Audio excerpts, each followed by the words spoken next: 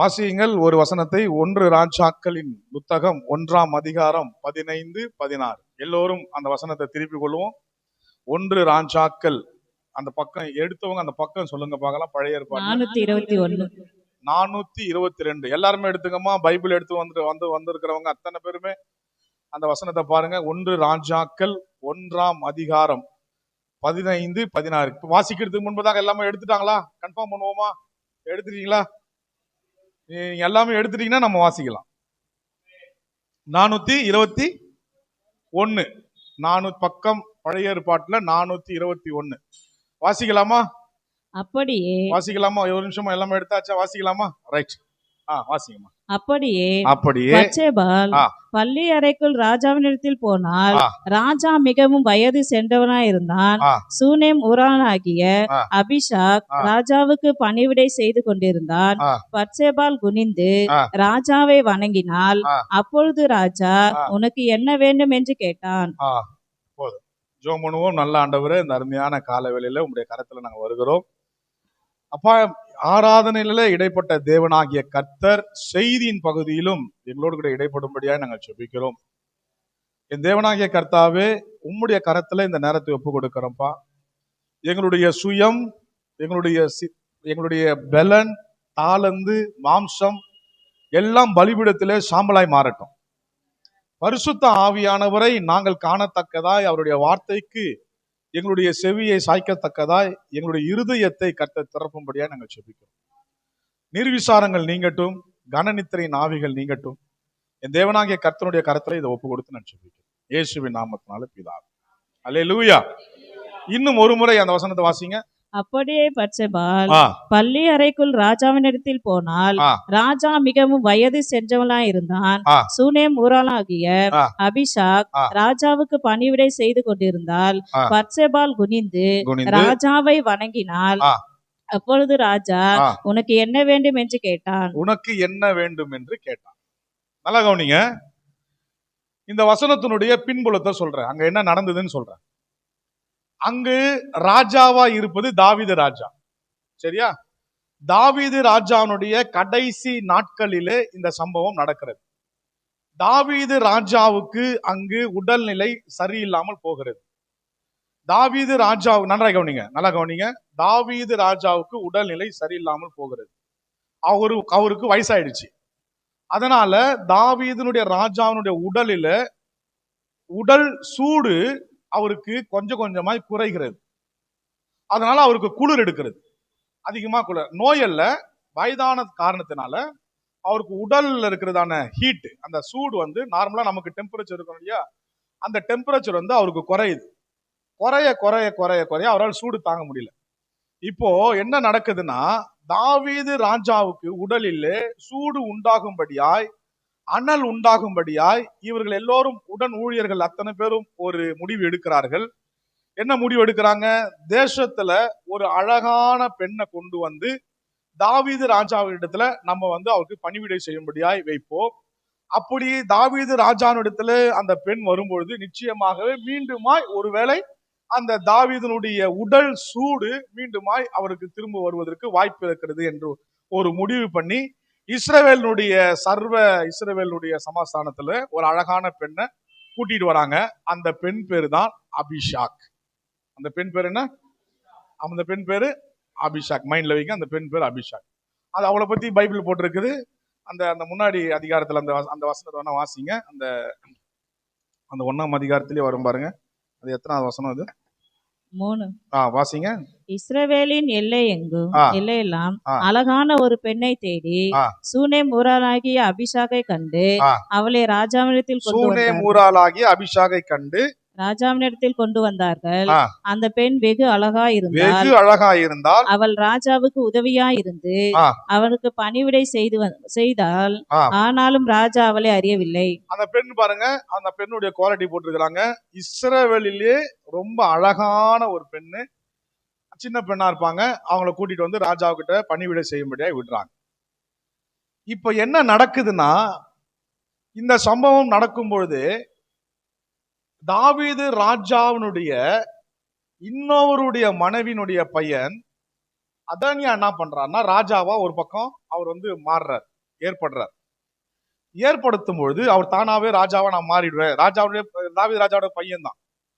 அப்போ இந்த பத்சேபால் இருக்கிறாங்க பாருங்க, இந்த பத்சேபாலுடைய பையன் தான் சாலமோன். இப்போ தாவீது ராஜாவுக்கு அடுத்தபடியா சாலமோன் தான் ராஜாவாய் வர வேண்டும் என்று தாவீது ராஜா ஏற்கனவே சொல்லி வச்சிருந்தார். ஆனா இப்ப சம்பவம் நடக்கிற விஷயம் என்னன்னா, வேற ஒருத்தன் அந்த இடத்துல ராஜாவா வரான். இந்த ராஜாவா வருகிறதான அந்த இடத்துல இப்ப பத்சேபால் அதை கேட்கிறாங்க.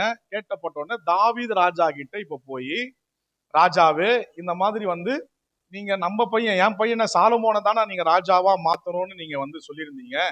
இப்ப வேற ஒருத்தன் வரான், நீங்க உங்க வாயால கன்ஃபார்ம் பண்ணுங்க அப்படின்ற ஒரு விஷயத்தை கேட்டு வாங்குவதற்கு தான் இந்த பத்சேபால் தாவீது ராஜாவுடைய பள்ளி அறைக்குள் தாவீது ராஜா கிட்ட கேட்கிற சம்பவத்தை தான் இப்ப நாம படிச்ச அந்த 15-16 வசனம். இது வரைக்கும் புரிஞ்சுதா? இது வரைக்கும் புரிஞ்சுதா? தூக்கம் ஏதாச்சும் வருதா? வரலன்னா வரலன்னு சொல்லிடுங்க, ஒன்னும் பிரச்சனை இல்லை. வரல, ரைட், அது வரைக்கும் சந்தோஷம்.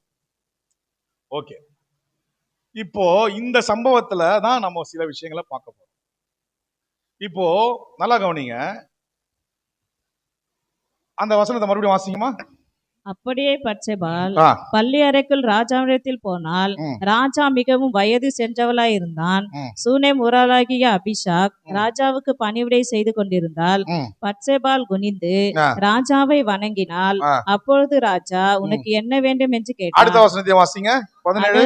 அதற்கு அவன், என் ஆண்டவனே, எனக்கு பின் உன் குமாரனாகிய சாலமோன் ராஜாவாகி அவனே என் சிங்காசனத்தின் மேல் வீற்றிருப்பான் என்று நீர் உம்முடைய தேவனாகிய கர்த்தரை கொண்டு உமது அடியாளுக்கு ஆணையிட்டீரே அப்படின்னு சொல்றாங்க.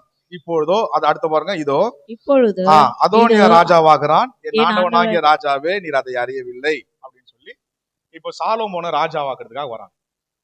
நன்றாய் கவனியுங்கள், பத்சேபாலும் தாவீதுக்கு மனைவி.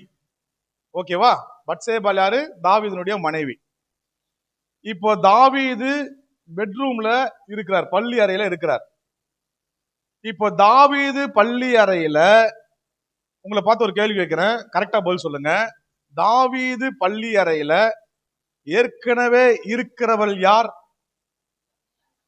அபிஷாக். ஓகேவா? ஏற்கனவே இருக்கிறவள் யார்? அபிஷாக். இப்பொழுது தாவீது பள்ளி அறையில நுழைகிறவள் யார்? பத்சேபால். அப்போ பெட்ரூம்குள்ள தாவீதுனுடைய பள்ளி அறையில 2 பேர் இருக்கிறார்கள் அல்லவா? ஒன்று அபிஷாக், இன்னொன்று பத்சேபால். ஓகேவா? இப்போ தாவீதுக்கு ஒரு பிரச்சனை அங்கு இருக்கிறது. தாவீது உடம்பு சரியில்லாம இருக்கிறார். தாவீதுக்கு அனல் இல்லை. இப்போ பத்சேபாலாகிய மனைவி நேரா டைரக்டா வராங்க. டைரக்டா வந்த உடனே தாவீது ராஜா கேட்கிறதான கேள்வி, உனக்கு என்ன வேண்டும்? உனக்கு என்ன வேண்டும்? நன்றாய் கவனிங்க, 2 பெண்கள் அங்கு இருக்கிறார்கள். ஒன்று, நன்றாய் கவனிங்க, ஒன்று ராஜாவோடு கூட இருக்கிறதான பெண்மணி, அவள்தான் அபிஷாக். சரியா? ராஜாவை கூட இருக்கிறாங்க. ஏன்னா ராஜாவுக்கு சூடு, உடல்நிலை சரியில்லை, அனல் தேவைப்படுகிறது. அதனால ராஜாவுடைய அனலுக்காக கூடவே இருக்கிறதான அபிஷாக். அப்போ ஒரு பெண்மணி ராஜாவோடு கூட இருக்கிறதான பெண்மணி. ஓகேவா? இன்னொரு பெண்மணி, அவள் ராஜா கூட இருக்கிற பெண்மணி அல்ல, ராஜாவுடைய ராஜ்ய பாரத்தை வாங்க வந்த பெண்மணி. கரெக்டா? கரெக்டா? நான் சொல்றது கரெக்டா? ஒரு பெண்மணி ராஜாவோடு கூட இருக்கிறாள், ஒரு பெண்மணி ராஜாவுடைய ராஜ்ய பாரத்தை வாங்க வந்த பெண்மணி. இந்த 2 பெண்மணிகளும் எங்கு இருக்கிறார்கள்? பள்ளி அறையில். ராஜாவுனோட கூட தான் இருக்கிறாங்க. ராஜா கூட தான் இருக்கிறாங்க. 2 பேருமே இருக்கிறாங்க. அப்படி என்றால் ஒரே இடத்துல தான் 2 விதமான கூட்டங்கள் உண்டு. ராஜாவோடு கூட இருக்கிற கூட்டம் ஒன்று இருக்கிறது. ராஜாவுடைய ராஜ்ய பாரத்தை கேட்டு வாங்கும் கூட்டம் ஒன்று இருக்கிறது. நான் சொல்வது சரியா? இப்ப ராஜ்ய பாரத்தை கேட்டு வாங்குகிற கூட்டத்துக்கு ராஜாவோடு கூட இருக்க வேண்டிய அவசியம், தேவை, விருப்பம் இல்லை. ராஜா கூட இருக்கிற பெண்மணிக்கு ராஜ்ய பாரத்தினுடைய தேவையில்லை. அல்லேலூயா, அல்லேலூயா. அப்படி என்றால் ராஜா கூட இருக்கிற விஷயம் இருப்பது வேறு, ராஜாவின் ராஜ்ய பாரத்தை வாங்குவது வேறு. நன்றாய் புரிந்து கொள்ள வேண்டும். ராஜ்ய பாரத்தை வாங்க வந்தவள் பத்சேபாள், ராஜா கூட இருக்கிறதான பெண்மணி அபிஷாக். இந்த நாளிலே உங்களோடு கூட ஒரு கேள்வியை நான் முன்வைக்கிறேன்.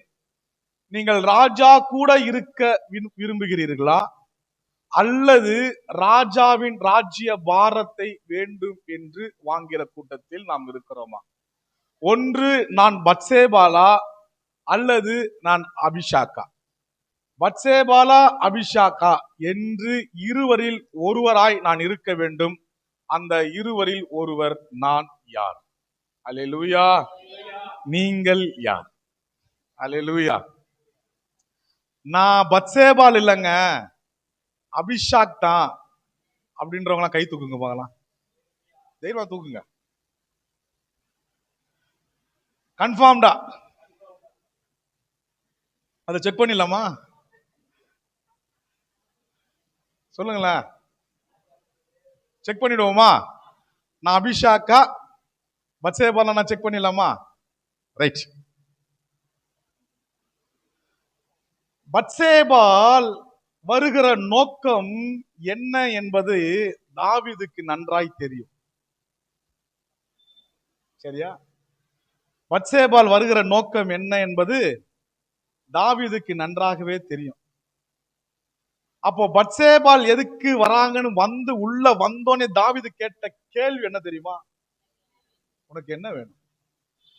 அப்ப தாவீது அந்த வார்த்தை கேட்கிறார்னா அவங்க ஏதோ ஒரு தேவையோடு தான் வர்றாங்கன்னு கன்ஃபார்ம்டா தாவீதுக்கு நல்லா தெரியும். அல்லேலூயா, அல்லேலூயா. ஆனா அபிஷாக் யாருன்னா, அபிஷாக் தேவைக்காக வந்தவள் அல்ல. அபிஷாக் யாரு? தன் தேவைக்காக வந்தவள் அல்ல, ராஜாவின் தேவைக்காக உள்ள நுழைந்தவள் தான் அபிஷாக். அல்லேலூயா. அவள் சாதாரணமானவள் அல்ல. இஸ்ரவேலிலே பூரண சௌந்தரியம் உள்ளவள், அழகுள்ளவள், சின்ன பொண்ணு. ராஜா யாரு? கிட்டத்தட்ட 70 வயசு ஆகிறதான கிழவன். இந்த கிழவனோடு கூட இந்த அம்மா டோட்டலா இறங்குறாங்க, தன்னை விட்டு கொடுக்குறாங்க. இவள் நன்றாக கவனிங்க. இவள் வேறு, இவள் வேறு. தேவைக்காக வந்த அபிஷாக் தேவனோடு, தேவைக்காக வந்த பத்சேபால் தேவனோடு கூட இருக்கிறதான அபிஷாக். ஓகேவா? இப்ப நாம் அத்தனை பேரும் சொன்னோம், ஐயா நான் பத்சேபால் இல்லையா, நான் தேவைக்காக நான் இங்க வரவே இல்லையான்ட்டு பச்சை பொய் சொன்னமே, கரங்களை உயர்த்தணுமே. சொல்றேன், தேவைக்காக வரல அப்படின்னு சொல்றோமே, அது உண்மையா பொய்யா? சொல்லுங்க பார்க்கலாம். உங்களுடைய ஜெபம் விண்ணப்பம் இப்போ ஒவ்வொருத்தருக்காக நான் ஜெபிக்க போறேங்க அப்படின்னு லைன்ல நிக்க வச்சு ஒவ்வொருத்தருக்கும் பாஸ்டர் ஜெபம் பண்ணோம்னா மனசாட்சி தொட்டு சொல்லுங்க, ஆண்டவரே இந்த தண்டையார்பேட்டை ரொம்ப பாவத்துல இருக்குது, இந்த டாஸ்மார்க்ல இருக்கிற ஜனங்களெல்லாம் பார்த்தா எனக்கு அழுகையா வருது பாஸ்டர், இந்த ஒரு தேவைக்காக தான் நான் உங்ககிட்ட ஜபிக்க வந்திருக்கிறேன்னு சொல்றவங்க எத்தனை பேர் இருப்போம்? உண்மை, நான் பிராக்டிக்கலா பேசுறேன். சரியா? நடைமுறை வாழ்க்கைக்கு ஒத்து வரத நான் சொல்றேன். நின்னாலே பரலோகமே அலறுது, தெரிக்கிறான் தூதன்லாம், ஐயோயோ வருதுடா ஏசப்பா அந்த அம்மா தான், வேற யாரும் இல்ல. அவன் சரியில்லை, இவன் சரியில்லை, இது வேணும், அது வேணும், இது வேணும், இது இல்லை, இது குறையாகுது, அவ குறையாகுது, புருஷன் சரியில்லை, பொண்டாட்டி சரியில்லை, புள்ள சரியில்லை, ஆண்டவரே. இதே லிஸ்ட் போட்டு வந்துட்டு டெய்லியும் கேட்டு கேட்டு கேட்டு ஆண்டவரை என்ன சொல்றாரு தெரியுமா? டெய்லி வர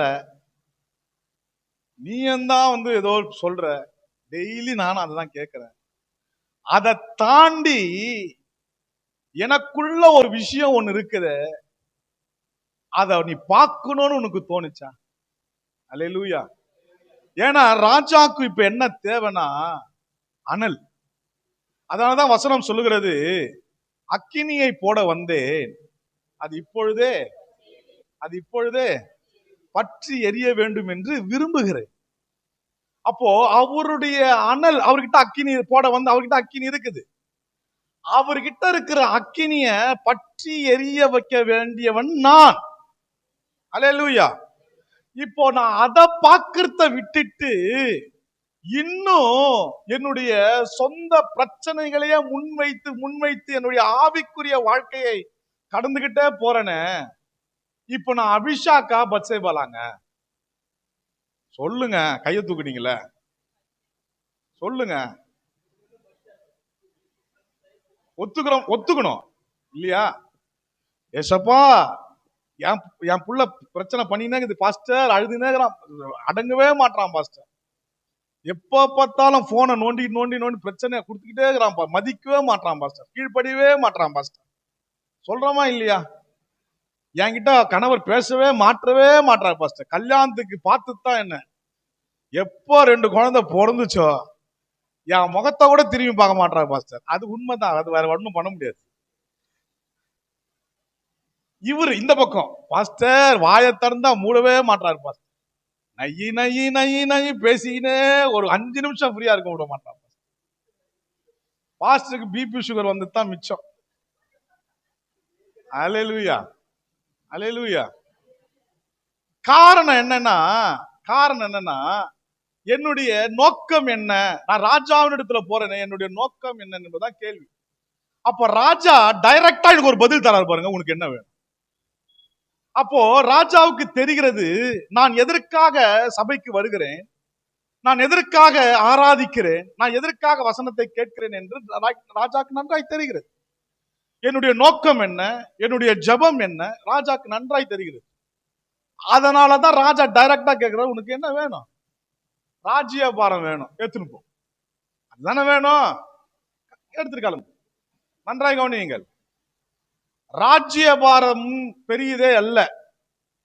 அல்லேலூயா. அப்ப அவர் சொன்னார், கேட்டார் பாருங்க, அப்ப ராஜாவின் ராஜ்யபாரம் பெரியதே அல்ல. என்னன்னா ராஜா இல்லைன்னா கூட அவனுடைய ஊழியக்காரன் தேசத்தை நடத்திடுவான். அதுக்கு தேவை ரூல்ஸ் அண்ட் ரெகுலேஷன் மட்டும்தான். நான் சொல்றது புரியுதுங்களா?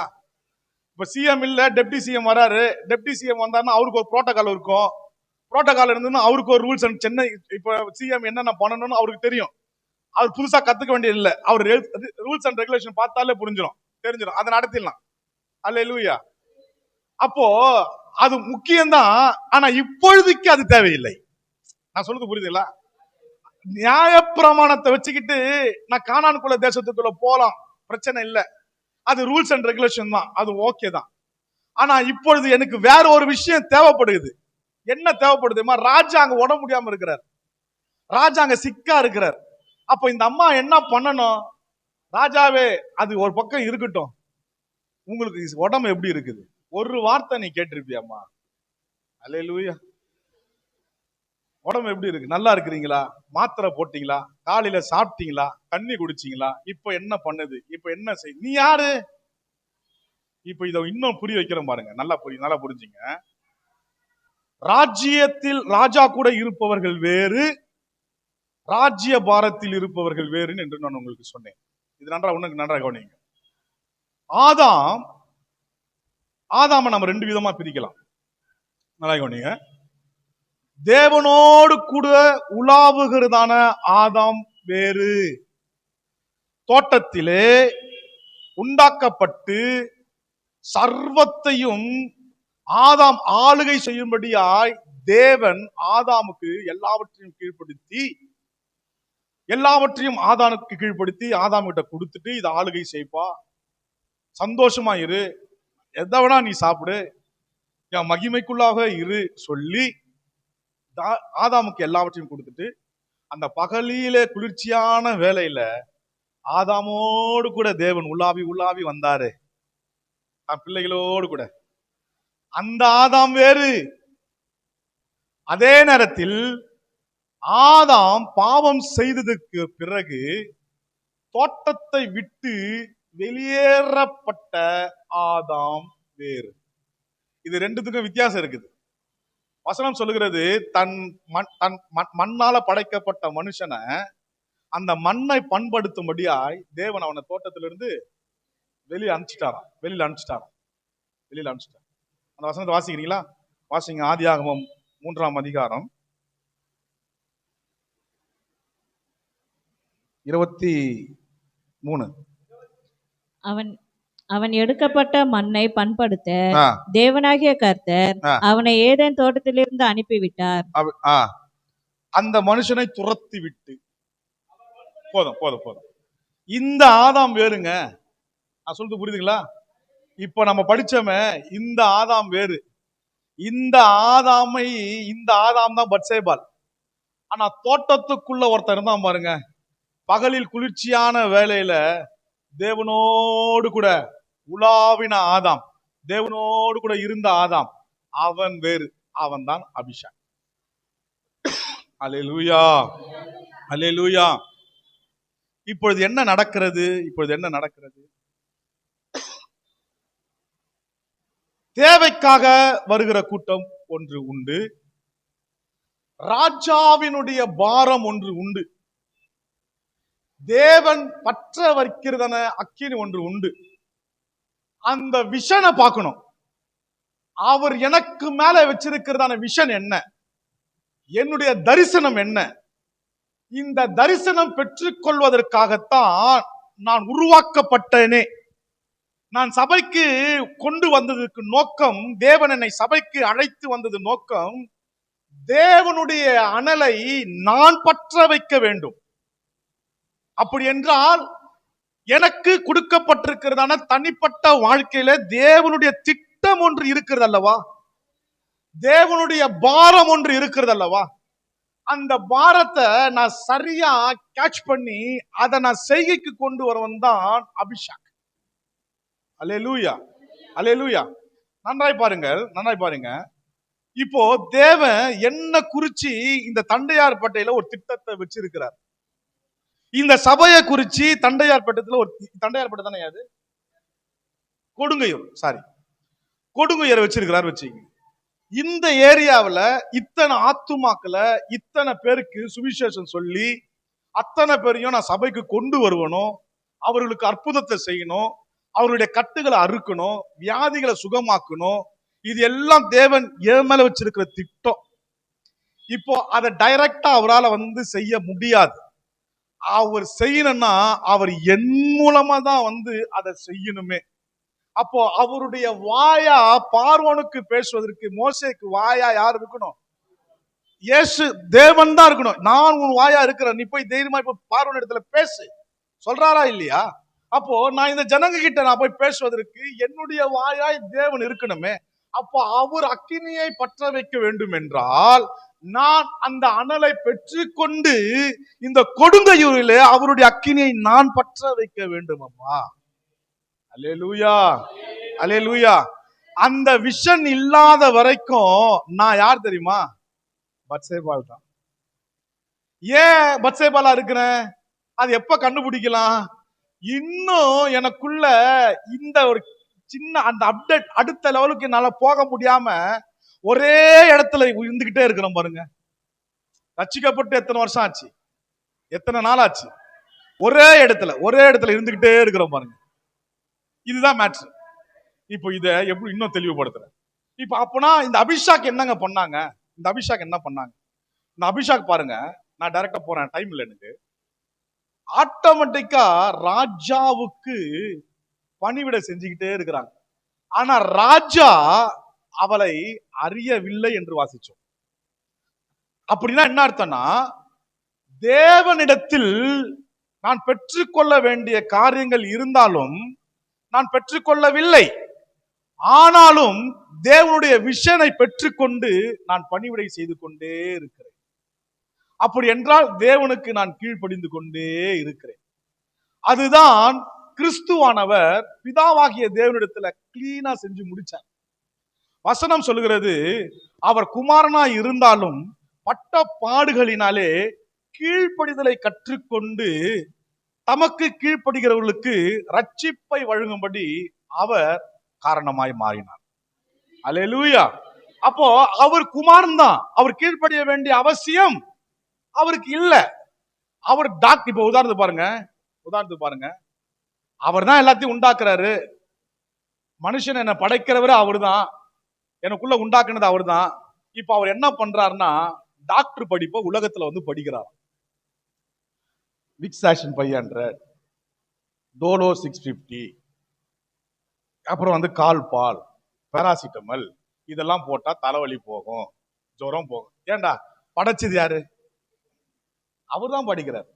அவருக்கு போய் இந்த கொஸ்டின் பேப்பரை குத்தி எழுத சொல்றியே, உனக்கு எதனா மூளை இருக்கான்னு நான் கேட்கலாமா கேட்க கூடாதா? கரெக்ட் தானே? ஆனா வசனம் சொல்லுகிறது கீழ்ப்படிந்தார் என்று.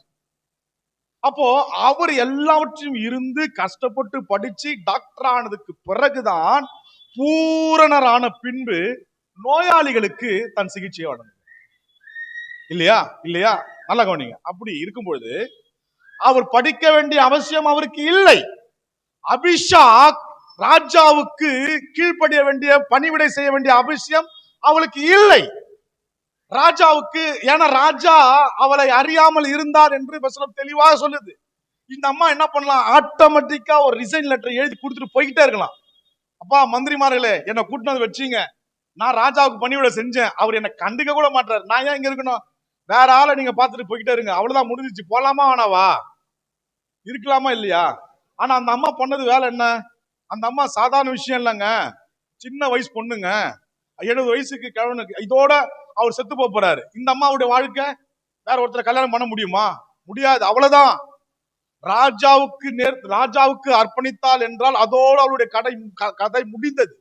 அப்ப தன்னுடைய வாழ்க்கையவே அர்ப்பணித்தாள் பாருங்க. அதுதான் வசனம் சொல்லுகிறது, என்னை பின்பற்றுகிறவன் தன்னை தானே வெறுத்து தன் சிலுவையை எடுத்துக்கொண்டு என்னை பின்பற்றி வரக்கிறார். அல்லேலூயா, அல்லேலூயா. அப்படி என்றால் இவங்க கீழ்ப்படிய ஆரம்பிக்கிறாங்க. இப்ப இங்க கீழ்ப்படிதனால மாத்திரம்தான் ராஜாவோடு கூட கரெக்டா கனெக்டா இருக்க முடியும். நன்றாய் கவனிங்கள், முக்கியமான ஒரு விஷயத்த சொல்றேன்.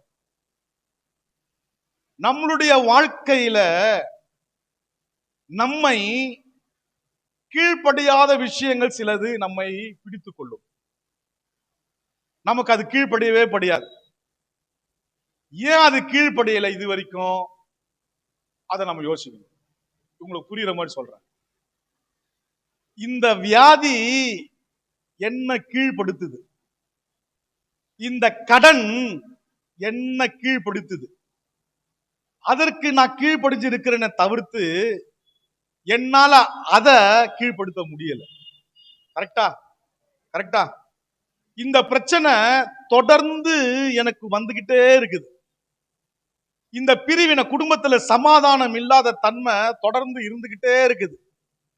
ஏனோ தெரியல, பொத்தல் பையில போட்ட காசு போல என்னுடைய வருமானம் சரியா நிக்கவே மாட்டேங்குது. நான் நல்லா தான் சம்பாதிக்கிறேன், எனக்கு எந்த குறையும் இல்லை. ஏதோ ஒரு இடத்துல லேக் ஆகிட்டே இருக்குது, பிரச்சனை போய்கிட்டே இருக்குது, லீக் ஆகிட்டே இருக்குது.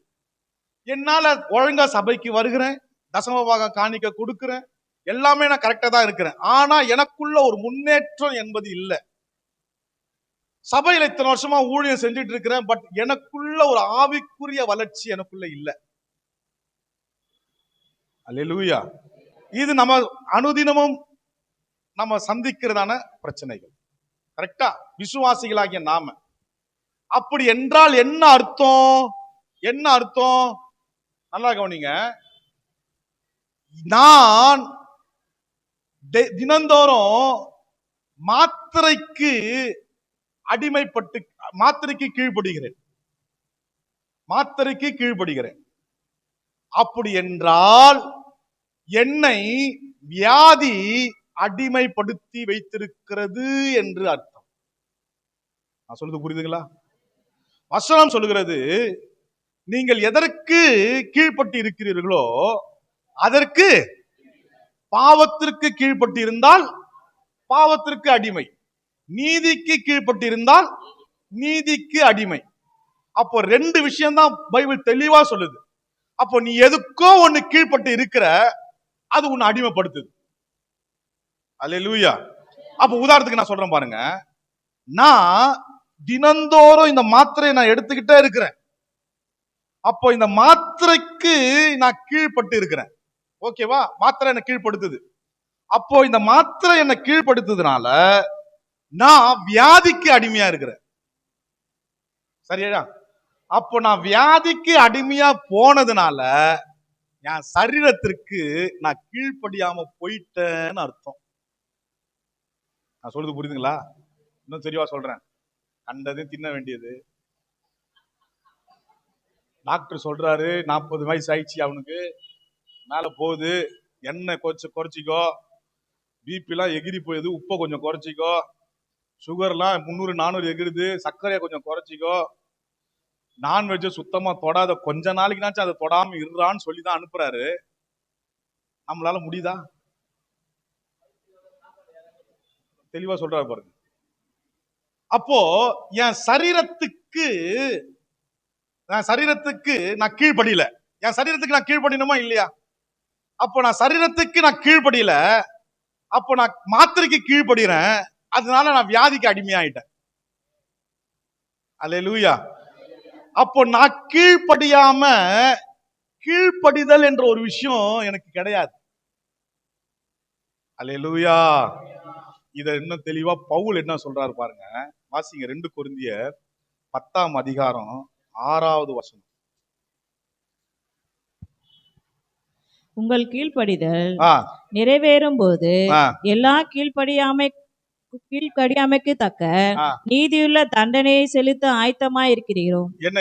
என்ன சொல்ல வர்றேன்னா, நீ கீழ்ப்படிஞ்சா மட்டும்தான் உனக்கு கீழ்ப்படியாம இருக்கும்போது சில விஷயம் அதுக்கு நீ தண்டனை கொடுக்க முடியும் அப்படின்னு சொல்றாரு. சொல்றது புரியுதுங்களா? நீ கீழ்ப்படிஞ்சா மட்டும்தான் உனக்கு கீழ்ப்படியாம இருக்கிற பாரு சில விஷயங்கள், அதுக்கு நீ தண்டனையை கொடுக்க முடியும்னு சொல்றாரு. அப்படின்னா என்ன அர்த்தம்னா, நல்லா கேளுங்க, தெளிவா சொல்றேன். இந்த உதாரணத்துக்கே நான் சொல்றேன். அப்ப நான் என் சரீரத்துக்கு நான் கீழ்ப்படிஞ்சிட்டேன்னா, நான் அந்த மாத்திரைக்கு என்னை அடிமைப்படுத்தி வச்சிருக்கிற வியாதிக்கு அதுக்கு என்னால தண்டனை கொடுக்க முடியும், இயேசுவின் நாமத்தினால். அல்லேலூயா.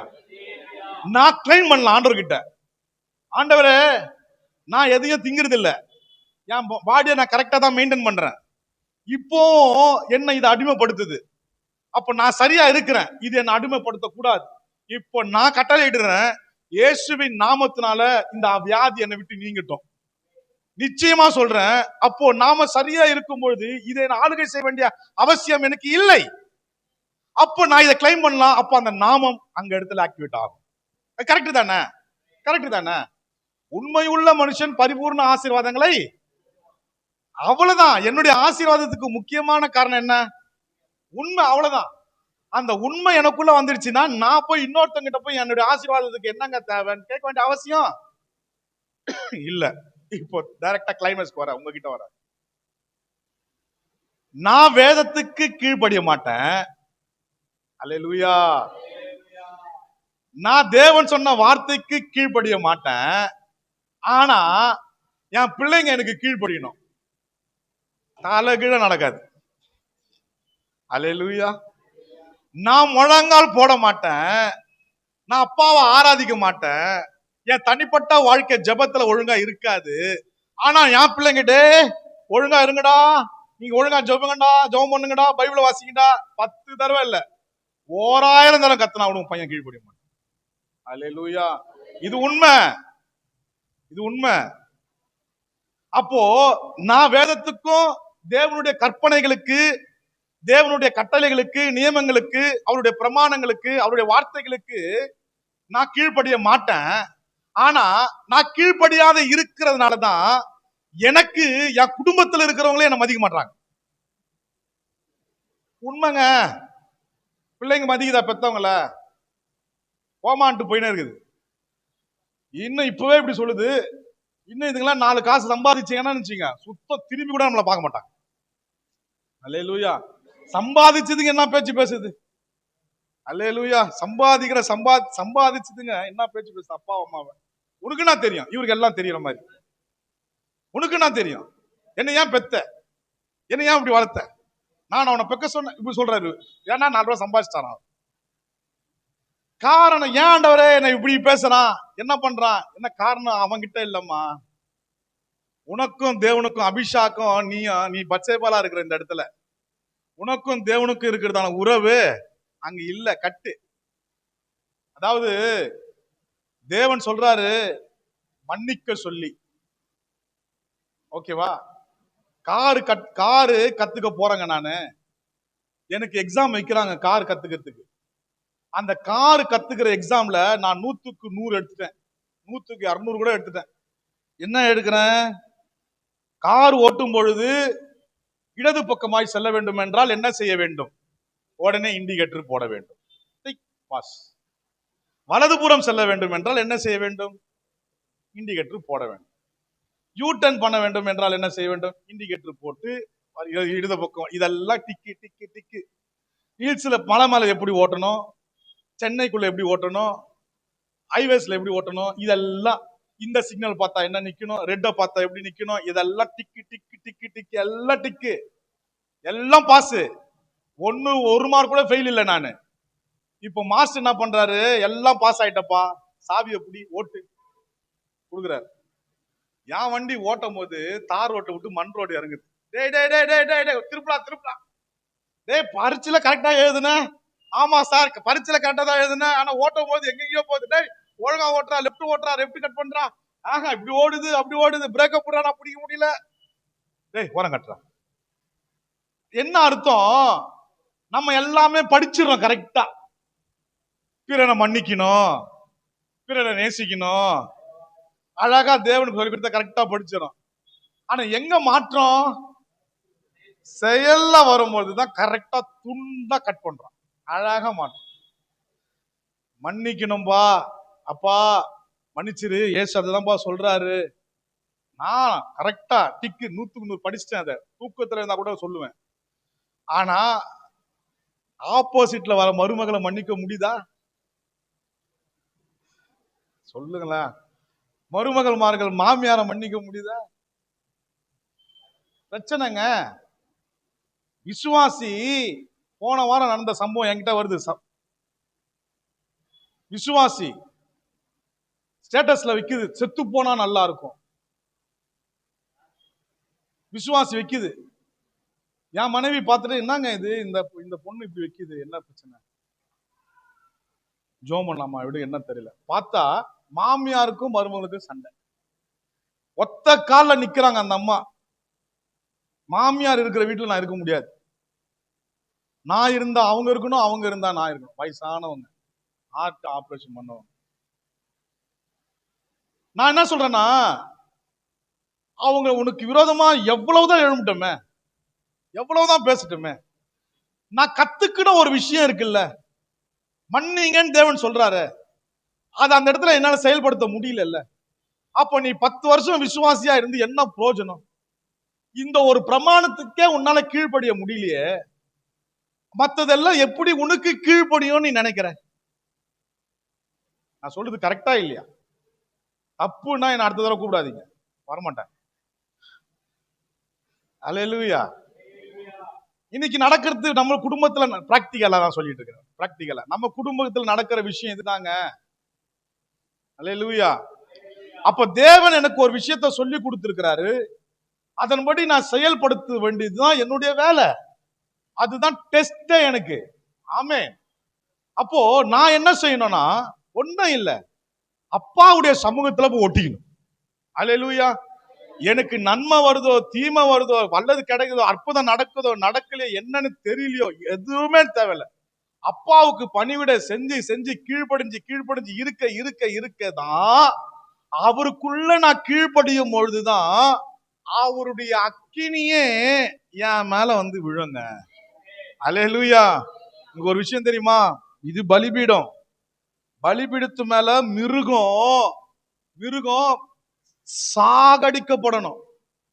செத்தா மட்டும்தான் பலிபீடத்திலிருந்து வைக்கிறப்பட்ட மிருகத்துக்கு மேல அக்கினி வந்து இறங்கும்.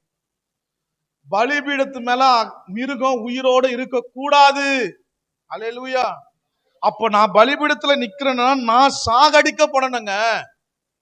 நான் செத்தா மட்டும்தான் அக்கினி வாழ வரும் என் தலைமையில வந்து இறங்குமே. அப்பதான் அவருடைய பாரம் என்னன்னு எனக்கு தெரியும். அல்லேலூயா, அல்லேலூயா.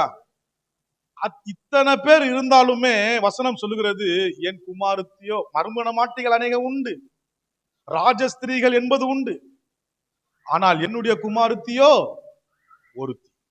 அல்லேலூயா. அந்த ஒருத்தி தான் அபிஷாக்.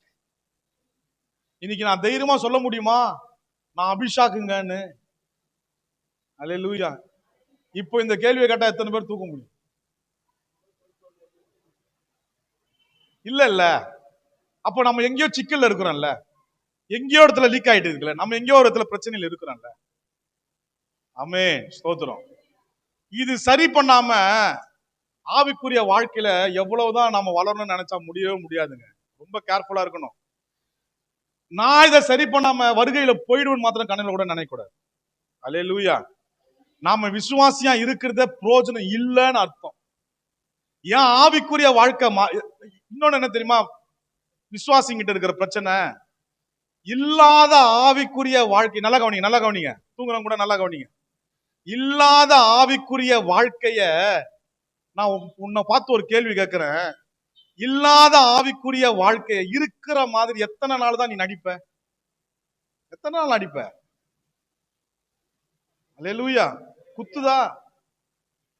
ஆவிக்குரிய வாழ்க்கையில நீ ஜீரோ. ஆனா சர்ச்சைக்கு வரும்போது இருக்கிற மாதிரியே நீ மெயின்டைன் பண்ணிட்டு இருக்கிற என்ன விஷயம்?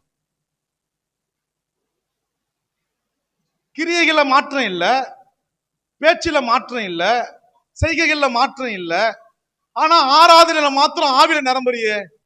இது உண்மையா பொய்யா? எப்படிங்க ஒத்துக்க முடியும்? நானே ஒத்துக்கினா கூட பரலோகம் ஒத்துக்க முடியுமா? தேவன் இருதயத்துல பாக்குறாரு. கரெக்ட் தானேங்க? கரெக்ட் தானே? நான் ஜெபிக்கிற மாதிரியே நடிக்கிறேன் பாஸ்டரை பார்த்தா. அப்பா பாஸ்டர் பாக்குறாரு, இவனை போல ஒரு விசுவாசி நான் இது வரைக்கும் பார்த்ததே இல்லையடா. சோத்திர ஆண்டவர். இந்த அம்மாவை போல நான் பார்த்ததே இல்லையே. அவன் வீட்டுக்கார கேட்டா மட்டும்தான் தெரியும் அந்த அம்மாவுடைய லட்சணம். அல்லேலூயா, அல்லேலூயா. அவரை பத்தி மனைவி கிட்ட கேட்டா மட்டும்தான் தெரியும் அவருடைய லட்சணம். ஐயோ பாஸ்டர், பேசுறது ஒண்ணு, செய்யறது ஒண்ணு. என்னுடைய வாழ்க்கையில நான் பிரசங்கம் பண்ணும்பொழுது எப்பவுமே ஆண்டவர்கிட்ட ஒண்ணு கேட்பது ஒண்ணு. நான் எப்பவுமே பயப்படுவேன் ரொம்ப. நான் என்ன பேசுறேனோ அதுதான் என் வாழ்க்கையா இருக்கணும் ஆண்டவர். நான் ஒண்ணு பேசுறது என் வாழ்க்கை ஒண்ணு வேற இருக்கக்கூடாது. இத பண்ணவங்க தான் பரிசேயர், சதுசேயர், வேத பாரகர் எல்லாம். அவங்களதான் தேவன் கடிந்து கொள்கிறார். மாயக்காரராகிய வேத பாரகரே உங்களுக்கு ஐயோ, மாயக்காரராகிய பரிசேயரே உங்களுக்கு ஐயோ. வெந்தயத்திலும் சீரகத்திலும் கரெக்டா நீ தசம பாகம் கொடுத்துடுற, ஆனா அதுக்குள்ள இருக்கிறதான இரக்கத்தையும் தேவ அன்பையும் விசுவாசத்தையும் விட்டுட்டியே. நீ ஃபாலோ பண்றது எல்லாமே உன்னுடைய விரல்ல ஜனங்க மேல அடிக்கட்டை தூக்கி தலையில வைக்கிற, ஆனா உன் விரல்னால ஒரு அடிக்கட்டை கூட நீ சுமக்க மாட்ட.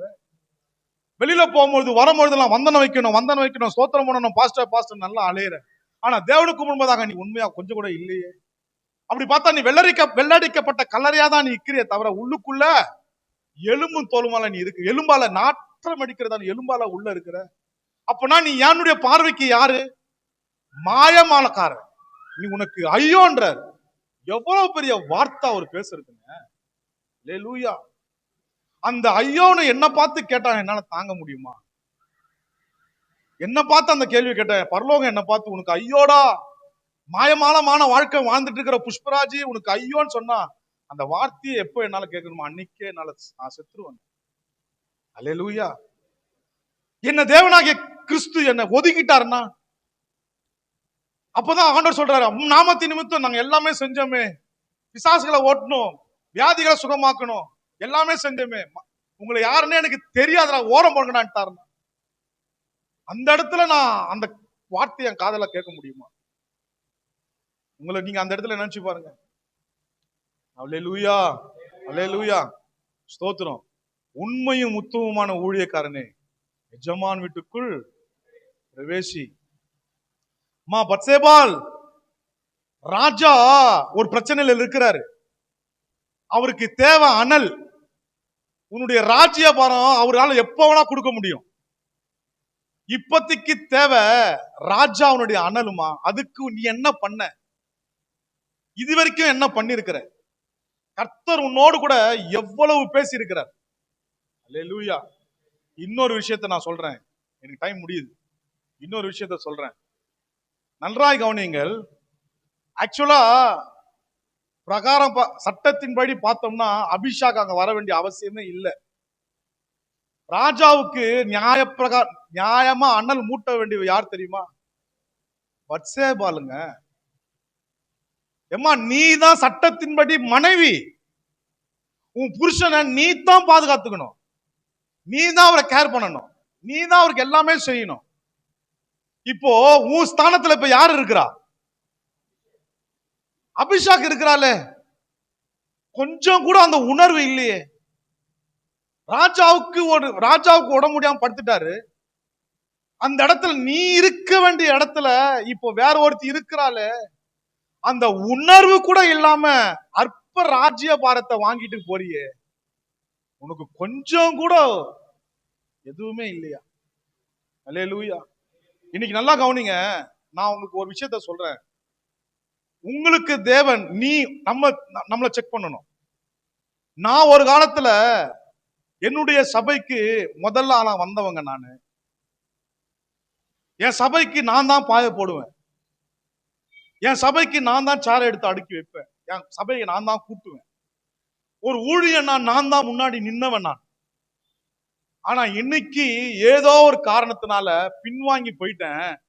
இன்னைக்கு யாரோ ஒருத்தர் சபை காரியம் நடக்காம இல்ல, ஆனா சபையை யாரோ ஒருத்தர் கூட்டுறாங்க, யாரோ ஒருத்தர் பெருக்குறாங்க, யாரோ ஒருத்தர் ஊழியத்துக்கு வராங்க, யாரோ ஒருத்தர் செய்யறாங்க.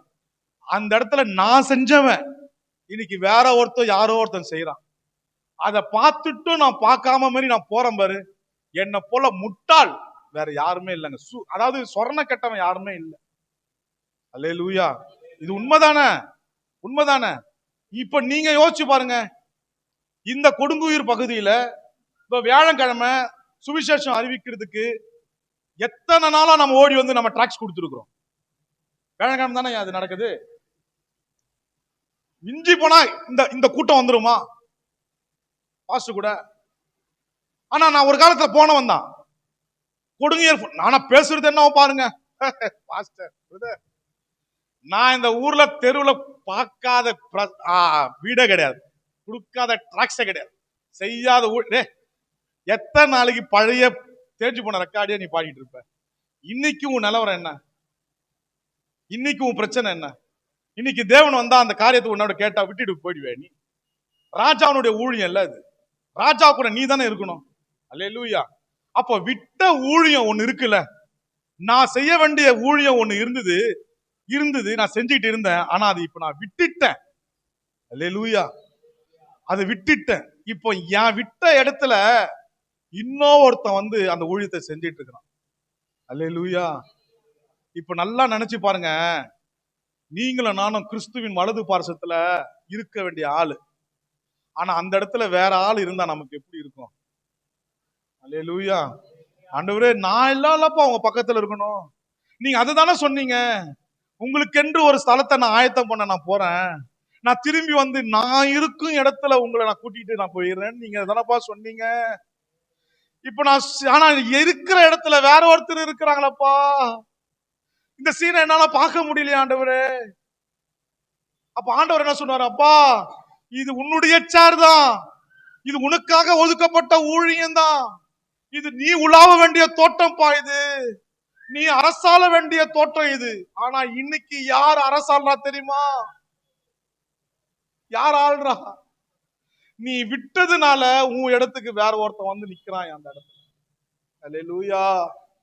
இதோட கொடுமை வேற எதுவுமே கிடையாதுங்க. அதுதான் நம்மளுடைய இழப்பிலும் இழப்பு. எத்தனை கோடி வேணா கூட இழப்பலாம். ஆனா தேவன் நமக்கு வச்சிருக்கிற ஒரு இடத்தை நம்ம இழக்க கூடவே கூடாது. அல்லேலூயா. நான் சொல்லணும், ஆண்டவரே என்ன வந்தாலும் என்ன வச்சுதான் அந்த வேலையை நீங்க முடிக்கணும்பா.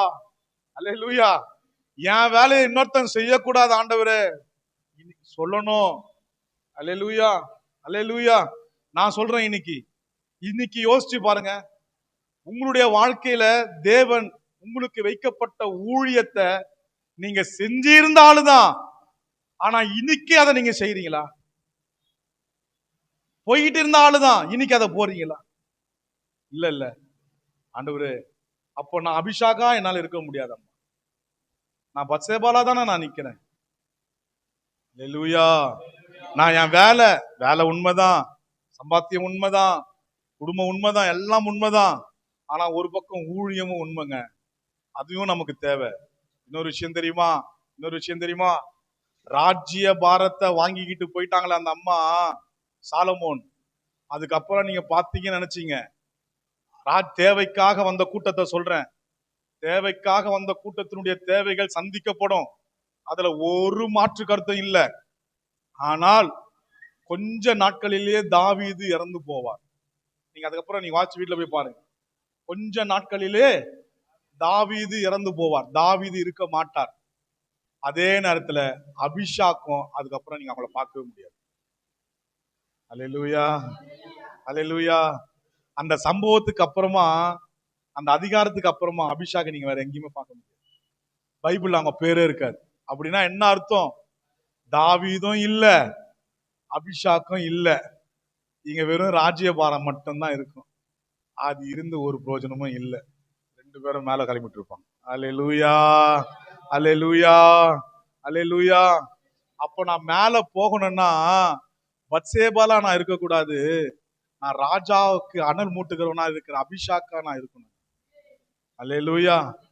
இந்த நாள்ல நான் சொல்லணும், ஆண்டவரே ஸ்தோத்திரம், கர்த்தர் உங்களோடு கூட இடைப்படுவாரா? நிச்சயமா நான் சொல்றேன், கர்த்தர் உங்களோடு கூட பேசுறார். யாருக்கு பேசுறாரு எனக்கு தெரியாது. நான் சொல்றேன், விட்டு போன ஊழியத்தை மீண்டும் தேவனுக்காக எடுத்து கட்டுங்க. அல்லேலூயா, அல்லேலூயா, ஸ்தோத்திரம். தேவைக்காக ஒரு நாளும் கவலைப்படாது. ஏன் தெரியுமா? முதலாவது தேவனுடைய ராஜ்யத்தையும் நீதியையும் தேடு. இதை தேடாத, அதை தேடு. ராஜ்யபாரம் பின்னால கர்த்தர் உங்களுக்கு தருவார். ஏன்னா நம்மளை அழைச்சதே ஆசாரிய ராஜரிக கூட்டமா தான் தேவன் நம்மளை அழைச்சாரே தவிர ராஜரிக தனியா தேவன் பிரிச்சு ஒரு நாளும் விடவே இல்லைங்க. அல்லேலூயா. நான் ராஜரிக ஆசாரிய கூட்டத்தை சேர்ந்தவன். ஆமே, நான் ராஜா, நான் ஆசாரியன். நான் ஆசாரியத்துக்கு உண்டான வேலையை நான் பார்க்கும் பொழுது ராஜரிகம் என் பின்னாடியே தொடர்ந்து வரும். அதற்கு நான் போய் ஸ்பெஷலா தேவனிடத்துல கேட்க வேண்டிய அவசியமே எனக்கு இல்லை. அல்லேலூயா, அல்லேலூயா. நான் சொல்லுகிறேன், உங்கள் எந்த தேவைகளா இருந்தாலும் சரி, கர்த்தருக்கு அந்த தேவைகளை சந்திப்பதற்கு ஒரே ஒரு நிமிடம் தான் அதற்கு வேலை. அவரால் செய்ய முடியாத காரியம் ஒண்ணுமே இல்லை. நான் சொல்வதற்கு நீங்கள் பதில் சொல்லுங்கள். உங்களுடைய பிரச்சனை எத்தனை வருஷம் நான் கேட்கிறேன், எத்தனை வருஷம்? தேவன் இஸ்ரவேல் ஜனங்களை 430 வருஷம் அடிமைதனத்துல இருக்கிறாங்க. அவங்க 430 வருஷம் அடிமைதனத்துல இருக்கிற அந்த ஜனங்களை ஒரே நைட்ல அங்கிருந்து வெளியில கொண்டு வந்துட்டார். நம்ம படிச்சோமா இல்லையா? நான் கேட்கிற ஒரு கேள்வி, உங்களுடைய பிரச்சனை 430 வருஷமா? சரி விட்டுருங்க. 38 வருஷம், 38 வருஷம் ஒருத்தன் கணக்குறான். அவனை ஒரே செகண்ட்ல படுக்கை எடுத்துக்கொண்டு போடான்ட்டு. திரும்பவும் கேட்கிறேன், 38 வருஷமா உங்க பிரச்சனை? உங்க பிரச்சனை இல்லையே. 12 வருஷம் பெரும்பாடுள்ள ஸ்திரீ, 12 வருஷமா? அதுவும் இல்லை. அப்போ என்ன அர்த்தம்னா, தேவனால கூடாத காரியம் ஒண்ணுமே இல்லைன்னு கரெக்டா தோணுது. கரெக்ட், தேவனால் எல்லாமே கூடும். அப்போ என்னுடைய தேவைகள், என்னுடைய பிரச்சனைகள் தேவனுக்கு ஒரு நிமிஷம் தான் அவருக்கு வேலை. அதை சரி பண்ணிட்டு போய்கிட்டே இருப்பார். ஆனா தேவன் எதிர்பார்க்கிற காரியம் ஒன்று உண்டு. அவர்கிட்ட அந்த பாரம் ஒண்ணு இருக்குது. அந்த பாரத்தை உன்னோடு கூட பேச வேண்டும் என்று விரும்புகிறார். அவர்கிட்ட ஒரு ஆசை ஒன்று இருக்கிறது. அந்த ஆசையை தேவன் உன்னோடு கூட பகிர்ந்து கொள்ள வேண்டும் என்று விரும்புகிறார். அந்த திட்டத்தை உன் மீது வைத்துதான் அவர் செயல்படுத்த வேண்டும் என்று விரும்புகிறார்.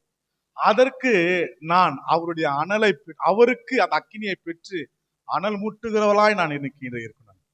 அல்லேலூயா, அல்லேலூயா. எழுந்து நிற்போமா, எழுந்து நிற்போமா, எழுந்து நிற்போமா.